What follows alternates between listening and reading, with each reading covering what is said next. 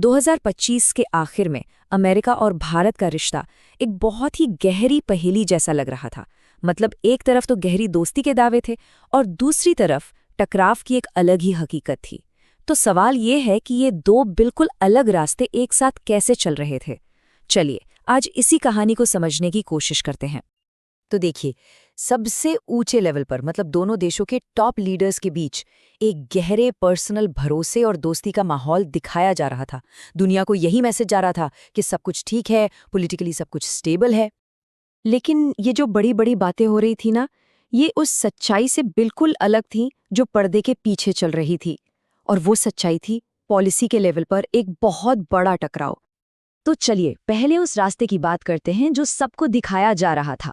वो कहानी जो एक मजबूत, पर्सनल और स्ट्रैटेजिक रिश्ते की थी।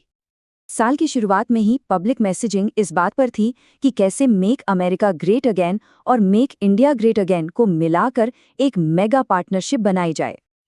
और पूरे साल ये लीडर टू लीडर डिप्लोमेसी लगातार चलती रही। ये एक तरह का सेफ्टी वाल्व बन गया था। जब भी रिश्ते में कोई तनाव बढ़ता तो इसी डायरेक्ट बातचीत का इस्तेमाल उसे संभालने के लिए किया जाता।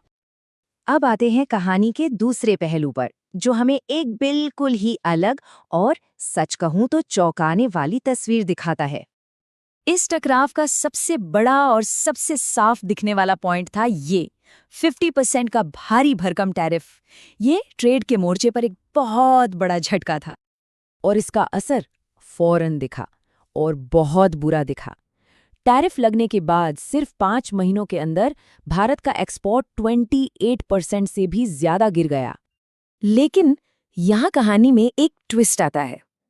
नवंबर आते आते अचानक से अमेरिका को होने वाले भारतीय एक्सपोर्ट में पिछले साल के मुकाबले 23% की तेजी आ गई। ये वाकई में एक हैरान कर देने वाली वापसी थी। लेकिन ये लड़ाई सिर्फ व्यापार तक ही सीमित नहीं थी। एक और मोर्चा खुल रहा था और इसका असर सीधा हजारों इंडियन प्रोफेशनल्स की जिंदगी पर पड़ रहा था। वजह थी अमेरिका की एक नई पॉलिसी, ऑनलाइन प्रेजेंस रिव्यू। इस पॉलिसी को अचानक सभी H-1B वीजा होल्डर्स, मतलब जो स्किल्ड वर्कर्स हैं, उन पर भी लागू कर दिया गया। बस इस एक पॉलिसी चेंज ने चारों तरफ अफरा तफरी मचा दी। लोगों के वीजा इंटरव्यूज धड़ाधड़ कैंसिल होने लगे और उनके अपॉइंटमेंट्स को महीनों आगे मार्च, अप्रैल, यहाँ तक कि जून 2026 तक के लिए टाल दिया गया। तो मतलब ये हुआ कि ये एक तरह की अदृश्य दीवार खड़ी कर दी गई थी लोगों के लिए।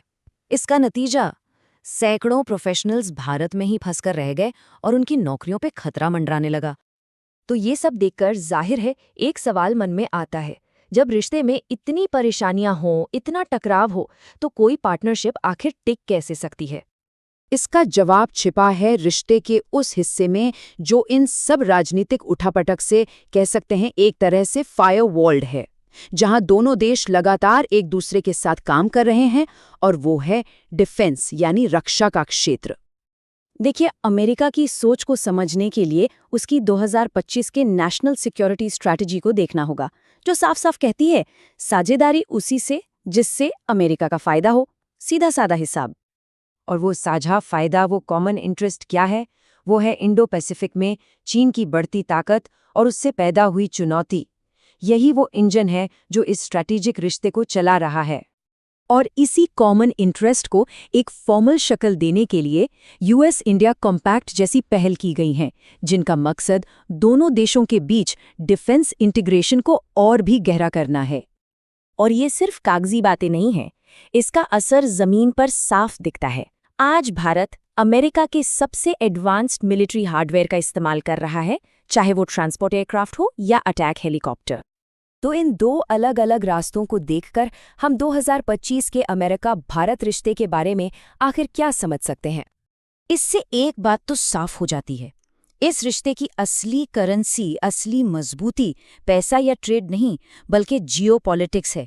स्ट्रेटेजिक तौर पर साथ खड़े रहना आर्थिक मतभेदों से ज्यादा जरूरी माना जा रहा है। तो ये एक तरह का लेन देन का रिश्ता है, एक बैलेंसिंग एक्ट है, जहां दोनों ही देश अपने बड़े जियोपॉलिटिकल फायदों के लिए ट्रेड और वीजा जैसे मुद्दों पर कुछ नुकसान सहने के लिए भी तैयार हैं।